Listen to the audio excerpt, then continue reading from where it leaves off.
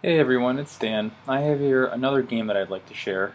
This was an over-the-board game that I played just last week. I've actually been playing a lot of over-the-board lately, and while I would love to share all of them with you, unfortunately this is the only one for which I still have the full notation. Part of it's my fault, I haven't been keeping the notation. Part of it has just been that the games have been ending in time scramble, and so we haven't actually been recording the last couple of moves, and so I didn't think that those would actually be useful.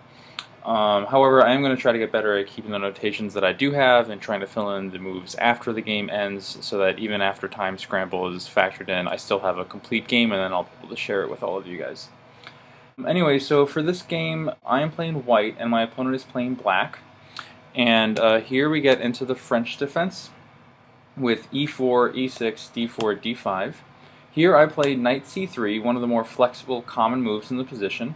I didn't want to go into the advanced variation with an immediate e5 since that usually allows black to put plenty of pressure on white's center. So after knight c3, common moves are bishop b4, pinning the knight, and knight f6, which is what my opponent chooses.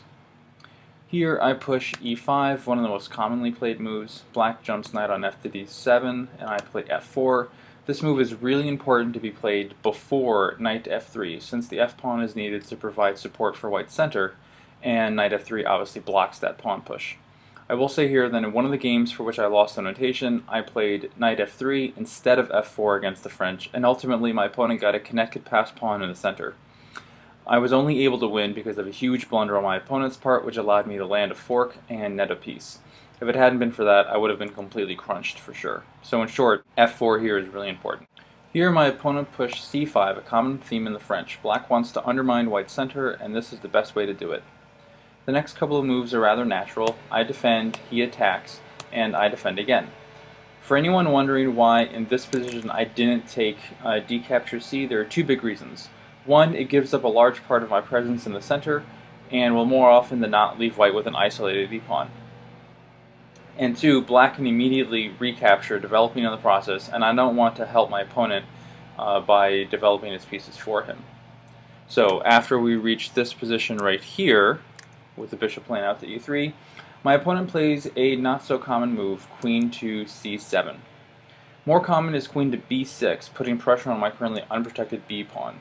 Queen c7 here leaves his queen vulnerable to my knight, and we'll actually see that in a couple of moves. First though, I develop bishop e2, and I avoid bishop d3 because at the time I didn't want black to gain a tempo with c4.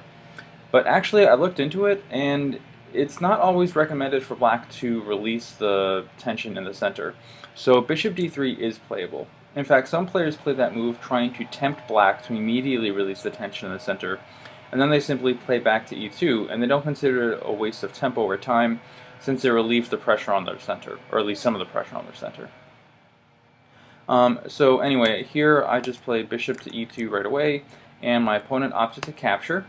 However, just like resisting pushing c4 if the bishop had played to d3, I think black here should have maintained the tension in the center, but instead he captures and I recapture. He doesn't exchange the knights right away though, and instead he develops bishop e7, I castle, and now he exchanges knights and castles himself. Now here I looked at this position and thought that I could start to chip away at black's center with c3. However, my knight is in the way, so I need to move it. I was thinking knight b5 to attack the queen, and the knight would be defended by the bishop. Before I do that though, I wanted to add some firepower to that whole plan, so I placed my rook on c1. It currently looks rather silly on a closed file, but my plan is to open it up soon, and then when that happens, my rook will be ideally placed. However, there was a problem with this move. If you'd like to, pause the video and see if you can find what black can play to put a complete stop to my plan. The move here is simply a6, and now not only can my knight not make it to b5, but a6 is prepping the pawn move to b5, and if that happens, I'm not getting in c4 anytime soon.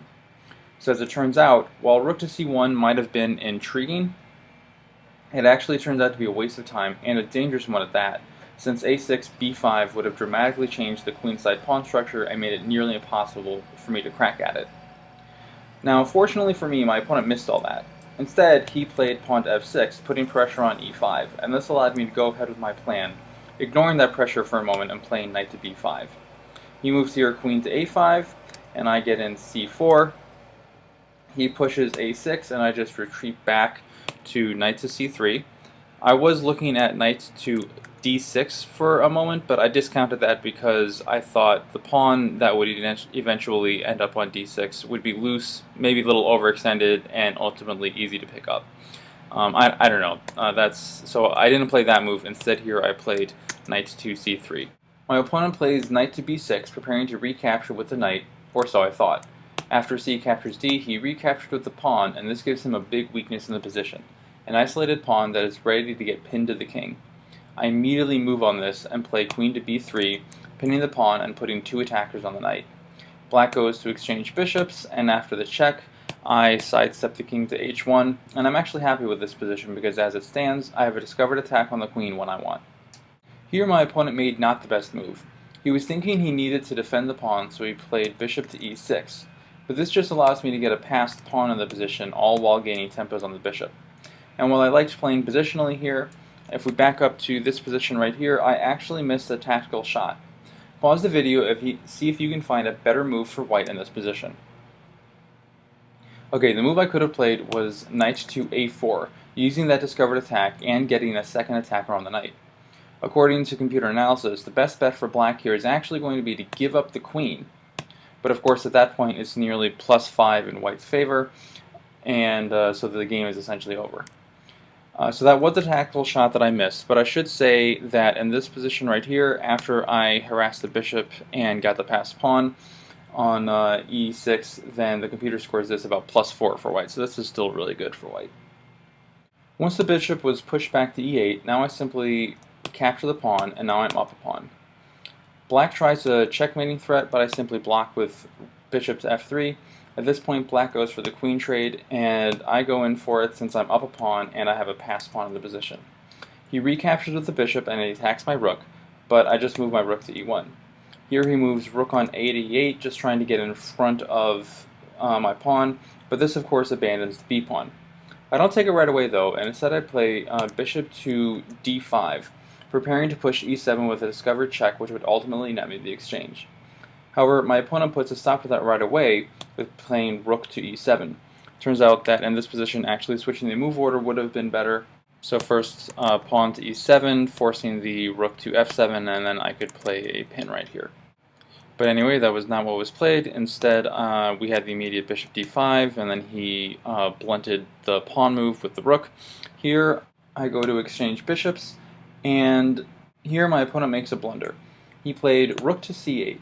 And if you like, pause and see if you can figure out why this is a blunder. I think it's fairly obvious, but definitely take your time if you need to.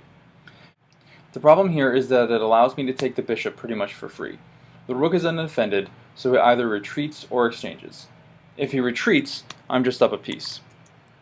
In the game, though, he actually exchanged, and when I recaptured, my opponent made the final error of the game and recaptured on b5, which allowed me a mate in 2. After rook to c8 check, he resigned because the only move is rook to e8 followed by checkmate. So this is the final position of the game. This is how it ended. However, there was one last variation I wanted to share right here after rook to e7. Turns out I had a really nice shot in the position, and that is playing my own rook to c7. That rook is actually immune from capture, since if it's taken, that's actually a mate in 3. Go ahead and pause the video to see if you can find it. The mate starts e7 check, the rook blocks, then you queen the pawn, black captures, and then rook to e8 checkmate. Now, of course, in this position, after the rook is played to c7, black doesn't have to take the rook and can instead move something like rook on f8, but then there goes yet another pawn. But anyway, this was the final position of the game. I felt good with how I played since I was never worse in the game, although I was surprised at just how many tactics I missed. But you know, that just shows how much more studying and practice I have to do. I know I got a lot out of analyzing this game, and I hope you took away something useful as well. Questions, comments, and ratings are appreciated. Thanks, and take care.